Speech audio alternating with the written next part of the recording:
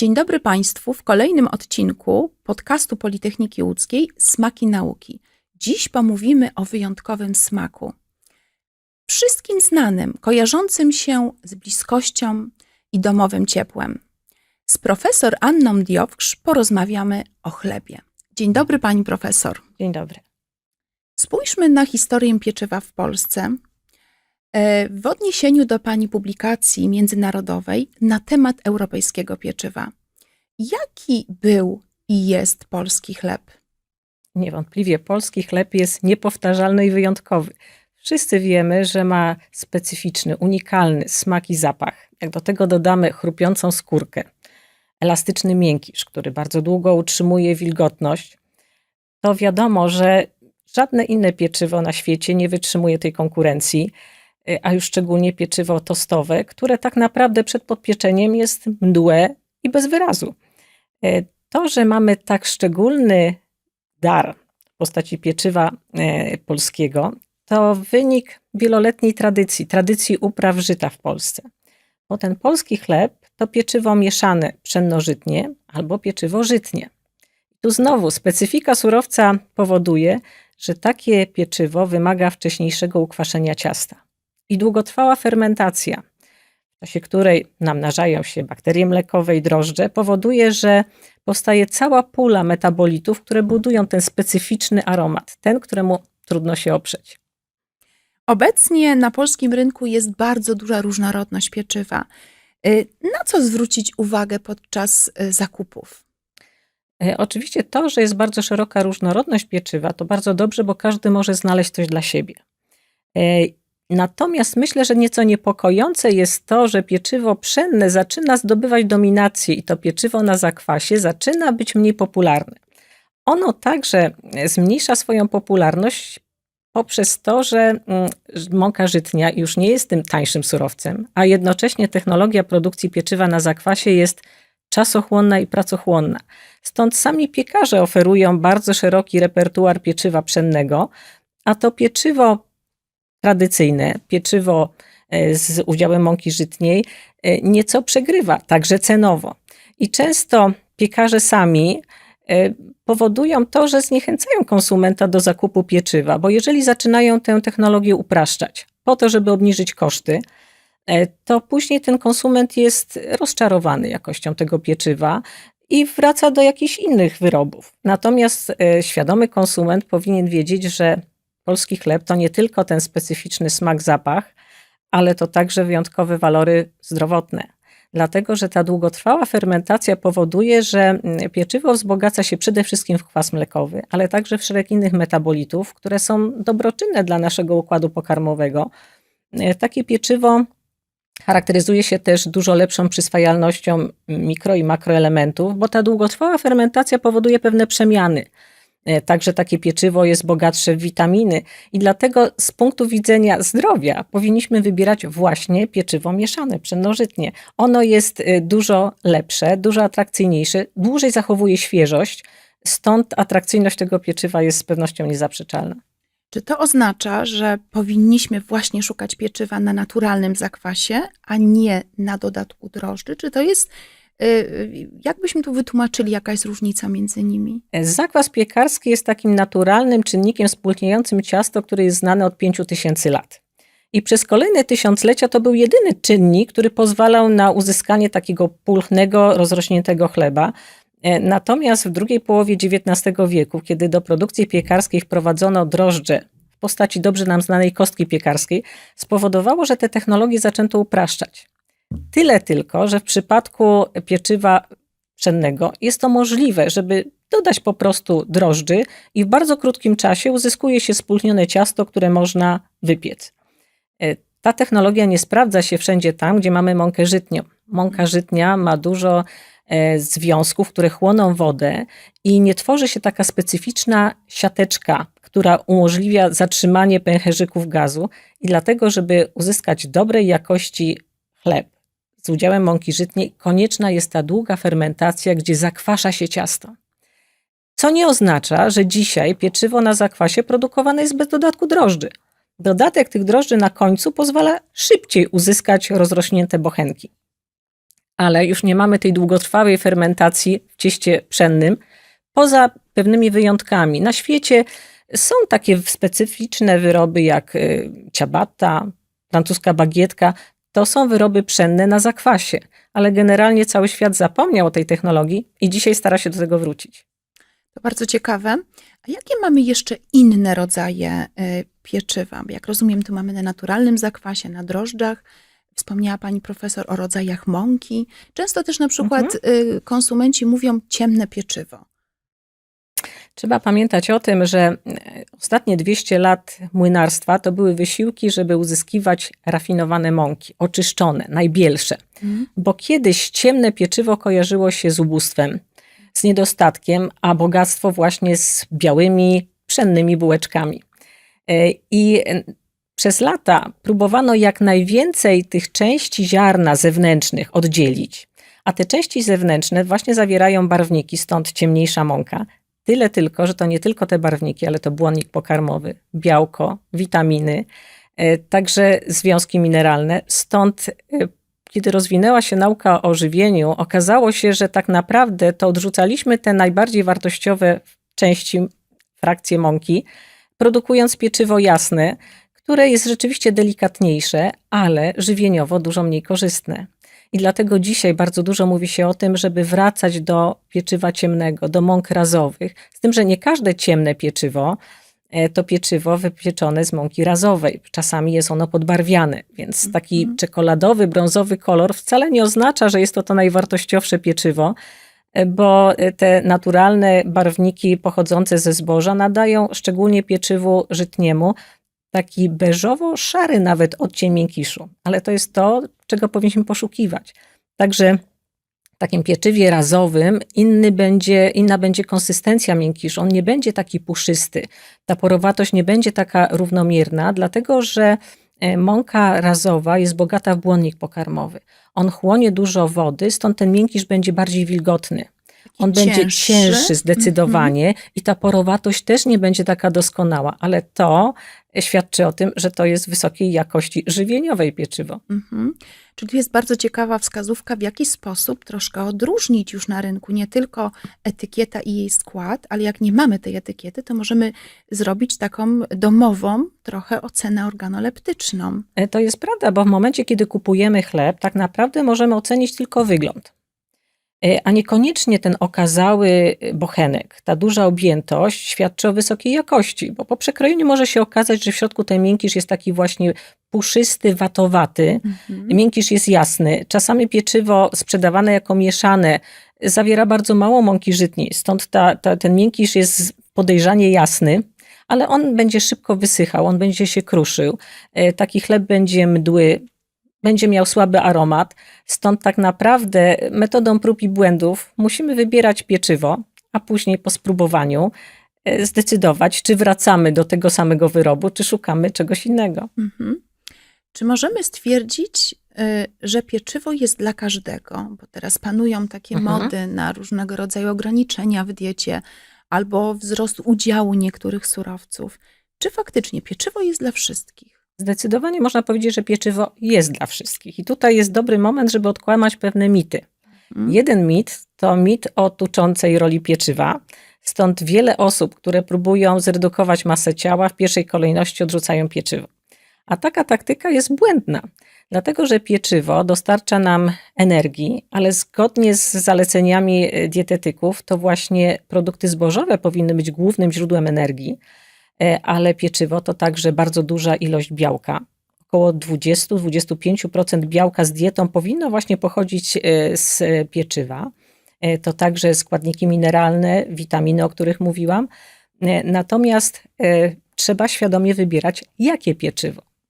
Bo jeżeli będziemy starali się zredukować masę ciała, to zdecydowanie nie jasne, białe bułeczki pszenne, ale wybierajmy pieczywo bogate w błonnik. Najlepiej właśnie na zakwasie. Zwłaszcza, że takie pieczywo na zakwasie ma bardzo niski indeks glikemiczny. To oznacza, że po spożyciu takiego posiłka bardzo długo utrzymuje się taki umiarkowany poziom glukozy we krwi, co zapobiega napadom głodu. I popularne na zachodzie są nawet diety kanapkowe, kiedy to pieczywo razowe z dodatkiem chudej wędliny, nabiału z dodatkiem warzyw, jest pełnowartościowym posiłkiem, zapewnia dobrostan, bo czujemy się syci. W związku z tym nie sięgamy po przekąski pomiędzy posiłkami, a jednocześnie możemy redukować masę ciała. Także to wykluczenie pieczywa jest wcale niedobrą strategią. Z kolei trzeba pamiętać o tym, że dziś bardzo dużo osób wybiera świadomie dietę bezglutenową i znowu w odpowiedzi na to odrzuca pieczywo. I tu nie możemy zapominać, że są oczywiście osoby, które cierpią na nietolerancję glutenu i dla nich także mamy pieczywo, to są specjalne wyroby bezglutenowe. Natomiast bardzo źle, jeżeli ktoś wybiera taką dietę bez wyraźnych wskazań medycznych. Takie diety celebryckie sugerują, że dieta bezglutenowa, wykluczenie w tym pieczywa, bo niektórzy uważają, że to najprościej wykluczyć pieczywo, że jest odchudzająca.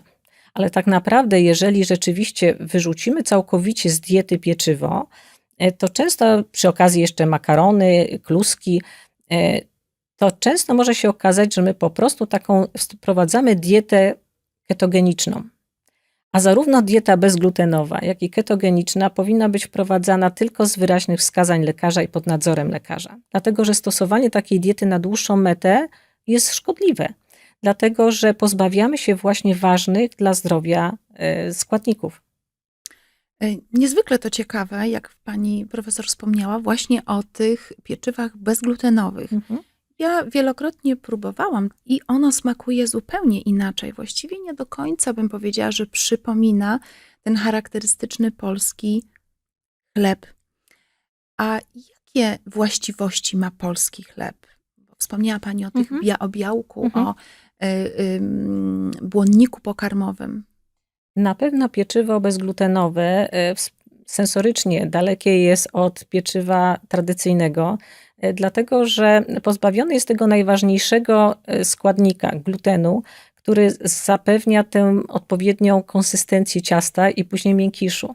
Stąd bardzo trudno jest technologicznie wyprodukować pieczywo bezglutenowe. Szuka się zastępników glutenu, szuka się surowców, które mogą naśladować. Dziś oczywiście jest szereg produktów bezglutenowych, nawet pieczywo na zakwasie bezglutenowe można zakupić, ale to, że mówiłam o niecelowym wykluczaniu pieczywa i poszukiwaniu produktów bezglutenowych wynika także z faktu, że tak naprawdę pieczywo bezglutenowe jest bardziej kaloryczne, często dosładzane, często z dodatkiem tłuszczu, dlatego że szuka się sposobów, żeby uatrakcyjnić to pieczywo. Natomiast jeśli chodzi o walory zdrowotne pieczywa na zakwasie, pieczywa żytniego, to ten kwas mlekowy, który powstaje w wyniku fermentacji, dobroczynnie działa na cały nasz przewód pokarmowy. Już sama atrakcyjność takiego pieczywa powoduje, że czujemy wydzielanie śliny. To jest taki nasz odruch, który pokazuje, że nasz mózg odebrał sygnał, że coś smakowitego go czeka. W związku z tym także zwiększa się aktywność, wydzielanie enzymów trawiennych. Nasz organizm jest przygotowany do tego, że będzie posiłek. Także zakwaszenie treści jelitowej powoduje, że także przewagę zdobywają dobroczynne bakterie, mikrobiota jelitowa, która jest potrzebna dla naszego zdrowia, ale także ważne jest to, że w czasie tej fermentacji zwiększa się rozpuszczalność soli, które wiążą bardzo ważne dla zdrowia mikro i makroelementy. Produkty roślinne są bogate w tak zwane fityniany i one ograniczają biodostępność tych ważnych składników. Mikro-makroelementów. Dokładnie tak. I kiedy fermentacja z udziałem bakterii mlekowych powoduje degradację tych soli, przyswajalność tych związków jest dużo większa. Stąd z tego powodu wartość jest także bardzo ważna. Także w czasie długiej fermentacji wzbogaca się w aminokwasy, także te egzogenne, których z żywnością musimy dostarczać organizmowi. Dostarczamy witamin z grupy B. One są potrzebne dla prawidłowej pracy naszego układu nerwowego, dla naszych mięśni. Stąd pieczywo to samo zdrowie. Człowiek od zarania dziejów intuicyjnie wybierał to, co dla niego jest najlepsze. Mhm. I dlatego produkty zbożowe tak naprawdę zadecydowały o sukcesie ewolucyjnym człowieka, o tym, że dostarczał wszystkich składników odżywczych, energii, wybierając właśnie ten smakowity zapach i smak pieczywa. Mhm. No z tego, co pani mówi, to faktycznie bogactwo chleba w składniki odżywcze jest niesamowite. Ale wspomniała pani także o czymś dla mnie bardzo ciekawym, a mianowicie o zapachu chleba. Mhm. Bo jak czytałam o tym, to praktycznie okazuje się, że zapach chleba jest jednym z najbardziej lubianych zapachów na świecie. Jest w czołówce. Z czego to może wynikać, że tak dobrze się kojarzy ten zapach? Wspomniałam o tych nieświadomych czy świadomych wyborach. Kiedyś to intuicja kierowała nami przede wszystkim. Natomiast ja myślę, że chleb to także bardzo silne skojarzenie z domem rodzinnym, z ciepłem, z bezpieczeństwem. Osoby, które zaznały głodu, jakichś niepokojów społecznych, wiedzą, że ten chleb to jest coś, co na pewno daje takie poczucie bezpieczeństwa, chwilę radości. Ale dzisiaj ten zapach pieczywa jest także elementem naszych wyborów, naszych poszukiwań takich nieco hedonistycznych. To dlatego zachodni konsumenci, którzy są znudzeni tym nudnym smakiem, zapachem tostowego pieczywa, wybierają pieczywo na zakwasie. Niedawno skończyliśmy projekt, w którym uczestniczyło kilkuset uczestników z ponad 50 krajów z całego świata. Projekt, który był poświęcony właśnie zakwasom piekarskim.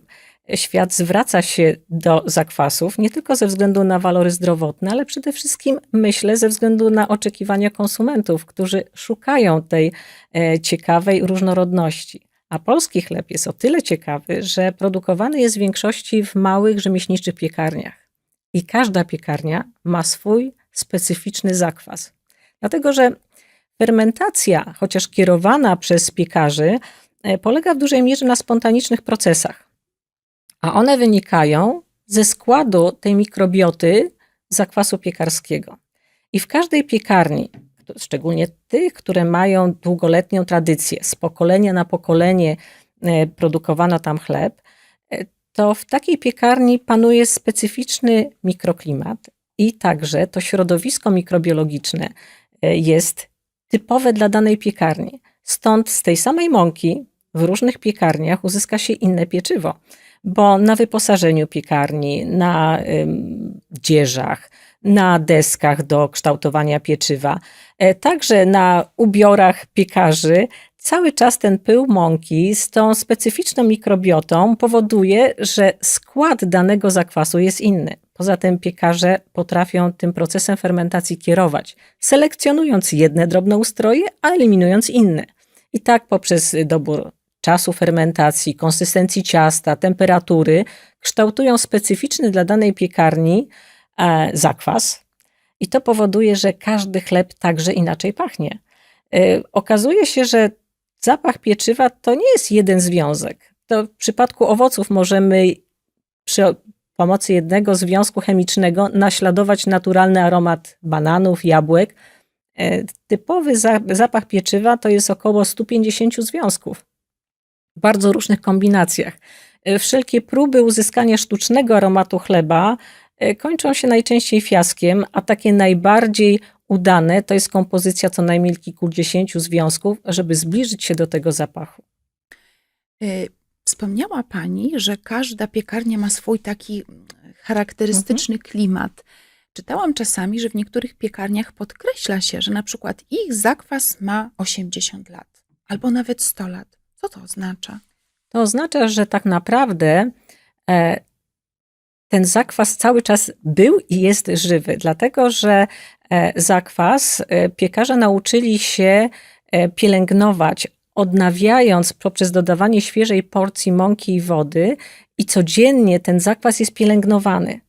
I tak naprawdę wartością piekarni jest ten zakwas przekazywany z ojca na syna najczęściej, tak żeby to pieczywo było takie jak kilka pokoleń wcześniej. Stąd ta umiejętność i także ten specyficzny klimat, także wtedy, kiedy piekarze otwierają nowy zakład w innej lokalizacji, dbają o to, żeby nie zaczynać fermentacji od nowa, tylko żeby część tego zakwasu, zaczątku przenieść do nowej lokalizacji, żeby tę kontynuację sobie zapewnić.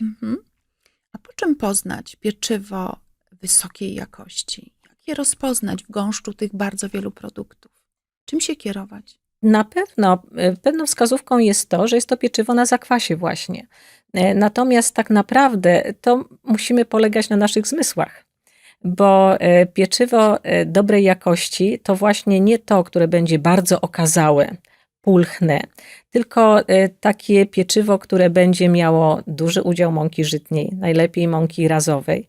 Ono będzie miało cięższy, zwarty miękisz, stąd często objętościowo ono będzie przegrywać. Ten miękisz powinien być taki szarobeżowy, wilgotny, długo utrzymywać świeżość, dużo utrzymywać wilgotność. Takie pieczywo dzięki temu, że mamy fermentację mlekową, ono także jest odporne na zepsucia mikrobiologiczne. Stąd pszenne pieczywo po kilku dniach nie tylko staje się twarde, ale także zaczyna pleśnieć. A pieczywo dobrej jakości przez tydzień pozostaje świeże do konsumpcji, przez 2 tygodnie nie powinno zapleśnieć. Stąd kiedyś w warunkach gospodarstwa domowego gospodynie piekły nie codziennie, tylko raz na tydzień, raz na 2 tygodnie. A mamy także na rynku obecnie w niektórych supermarketach pieczywo wypiekane na miejscu, czyli w miejscu sprzedaży. Jak to jest możliwe? To jest kolejny postęp wymuszony przez prawa rynkowe, dlatego że taka typowa, tradycyjna produkcja wymaga zaangażowania piekarzy przez całą noc po to, żeby rano klient miał świeże pieczywo. I to jest z jednej strony uciążliwe, z drugiej strony kosztowne. Stąd piekarze nauczyli się, że można nieco tym procesem kierować, rozdzielając w czasie i w miejscu przygotowanie ciasta, czy też podpieczonego chleba, a oferowanie gotowego. I tutaj wkroczyły techniki chłodnicze i mroźnicze. I jednym z rozwiązań jest przygotowywanie półproduktów mrożonych. Kiedyś, myślę o latach 90., to było najczęściej mrożenie takich nawet niefermentowanych kęsów ciasta, które dopiero na miejscu były poddawane rozrostowi i wypiekane. Natomiast w tej chwili bardzo popularna jest metoda przygotowywania już takiego chleba w tak zwanym półzapieku. Ten chleb jest niemalże gotowy do spożycia, tylko jeszcze skórka nie jest w pełni wybarwiona i taki półprodukt zamraża się, kieruje do sklepów, a sklepy w momencie, kiedy widzą zapotrzebowanie, odpiekają na miejscu ten chleb. I wtedy z jednej strony konsument ma świeże, pachnące pieczywo, z drugiej strony ten zapach wabi i zachęca do tego, żeby w tym sklepie przebywać dłużej. Tutaj często niektórzy obawiają się, że jest to takie pieczywo nienaturalne, że jest to pieczywo pełne tej tak zwanej chemii. Ale to nie jest prawdą, dlatego że to pieczywo jest przygotowywane tak, jak bezpośrednio do sprzedaży, tyle tylko, że proces wypieku kończony jest wcześniej i to pieczywo jest zamrażane. Zamrażanie jest także bardzo dobrą metodą, żeby sobie pieczywo w domu zatrzymać na dłużej w świeżości. Właśnie te poszukiwania dobrej jakości pieczywa powodują, że czasami to najlepsze pieczywo nie jest w najbliższym sklepie i ja rodzę sobie w ten sposób, że kupuję większe ilości pieczywa, zamrażam i wtedy, kiedy wyjmuję z zamrażalnika, następnego dnia rano mam świeże pieczywo, którym mogę się cieszyć bez szukania o świcie zaopatrzenia. Obecnie rosnącą popularnością cieszy się również wypiekanie takie domowe chleba. Czy mogłaby pani profesor podzielić się z nami przepisem albo udzielić kluczowych rad, jak domowo przygotować dobry chleb? No tutaj słuchaczy muszę rozczarować. Ja w domu nie wypiekam pieczywa, ale to nie dlatego, że ten przysłowiowy szewc bez butów chodzi, ale wynika to z intensywnej pracy zawodowej. A praca nad zakwasem, produkcja domowego pieczywa wymaga czasu i zaangażowania. bo trudno jest uzyskać w domu pieczywo takiej jakości, jak oferuje nam dobry piekarz, zwłaszcza rzemieślnik, jeżeli nie pielęgnujemy tego zakwasu codziennie. W piekarni ten zakwas jest codziennie odnawiany, stąd on jest bardzo aktywny. Ta pula metabolitów, pula drobnoustrojów jest modyfikowana na co dzień. Oczywiście w warunkach domowych najczęściej ten zakwas spoczynkuje w lodówce i jest używany wtedy, kiedy wypiekamy chleb. Natomiast taką wysoką jakość jest trudno uzyskać także z tego względu, że pieczywo w piekarniach jest wypiekane w piecach, które są specjalnie skonstruowane. To jest, jeśli mówimy o takim pieczywie, które nie jest wypiekane w foremkach, tylko jest wypiekane na tak zwanym trzonie, to ono jest wypiekane na takich grubych, szamotowych półkach, które odpowiednio rozprowadzają ciepło, czego w piekarniku nie uzyskamy. Także na początku, po wprowadzeniu kęsu ciasta do pieca, jest zaparowanie parą pod niskim ciśnieniem, co powoduje, że to pieczywo jeszcze rozrasta się, że ta skórka kształtuje się w odpowiednim tempie, że powstaje lśniąca skórka. Trudno jest to wszystko uzyskać w domu, ale na pewno zapach pieczywa kompensuje te niedostatki i szczególnie jeżeli jesteśmy dumni z własnego wyrobu, to na pewno to bardzo cieszy. No tak, to się zgadza. Czuję się trochę rozgrzeszona, że też pieczywa nie wypiekam w warunkach domowych, ale poszukuję je właśnie u piekarzy rzemieślników. Bardzo dużo pani profesor powiedziała o atutach chleba, o tych wszystkich zaletach. A czy możemy spojrzeć na chleb pod kątem jakichś składników wątpliwych? Nie chcę tutaj używać słowa antyżywieniowych, ale takich, które trochę może budzą wątpliwości.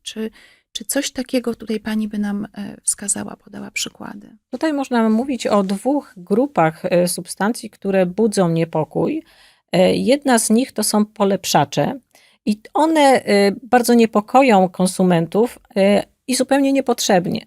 Dlatego, że polepszacze, które są stosowane w wielkoprzemysłowej produkcji, one przede wszystkim mają poprawić jakość, ale także umożliwić produkcję na wysokowydajnych liniach produkcyjnych, czyli zapobiegają deformacjom pieczywa, zapobiegają przyklejaniu się ciasta do linii produkcyjnych. Są to najczęściej substancje pochodzenia naturalnego. Są to związki dodawane w niewielkich ilościach i zupełnie nie powinniśmy ich się obawiać. Natomiast niepokojące jest to, że bardzo dużą popularność ma pieczywo tostowe. A pieczywo tostowe różni się od pieczywa przeznaczonego do codziennego spożycia tym, że ono zawiera konserwanty. To pieczywo jest najczęściej pieczywem pszennym, jest w dodatku krojone, stąd ono jest bardzo podatne na zepsucia, bo samo krojenie już powoduje, że drobnoustroje mają otwartą drogę do wnikania do miękiszu, który ma większą wilgotność, stąd takie pieczywo krojone szybciej pleśnieje, a w dodatku to pieczywo jest deklarowana trwałość przez kilka tygodni. Taki efekt możemy uzyskać tylko wtedy, kiedy dodaje się konserwantów, a powinniśmy jak najbardziej ograniczyć spożycie konserwantów, bo one z jednej strony zapobiegają rozwojowi niepożądanych drobnoustrojów, ale po spożyciu takiego produktu one cały czas działają na tą naszą przyjazną mikrobiotę jelitową i także powodują, że obserwujemy zakłócenia, stąd później możemy mieć problemy z naszym przewodem pokarmowym, jeżeli spożywamy zbyt dużo żywności konserwowanej, a z pewnością pieczywo jako produkt codzienny nie powinno tych konserwantów zawierać. W produkcji pieczywa codziennego zabronione jest stosowanie jakichkolwiek konserwantów. Czyli pieczywo tostowe raczej jako dodatek, a nie jako podstawa diety, prawda? Zdecydowanie. Oczywiście, jeżeli jakikolwiek produkt znajduje się na rynku, nie możemy mówić o jego szkodliwości. Natomiast dokonując świadomych wyborów, unikajmy albo spożywajmy pieczywo tostowe sporadycznie. Wybierajmy to, które jest dla nas dużo korzystniejsze zdrowotnie. Zachęcam Państwa do podzielenia się w komentarzach efektami swoich piekarniczych osiągnięć. Chętnie poznamy Państwa przepisy. Zachęcam także, abyście Państwo subskrybowali kanał podcastów Politechniki Łódzkiej, gdyż znajdziecie tam Państwo wiele innych ciekawych rozmów. Bardzo dziękuję Pani Profesor. Dziękuję Państwu i do następnego razu. Do widzenia. Do widzenia.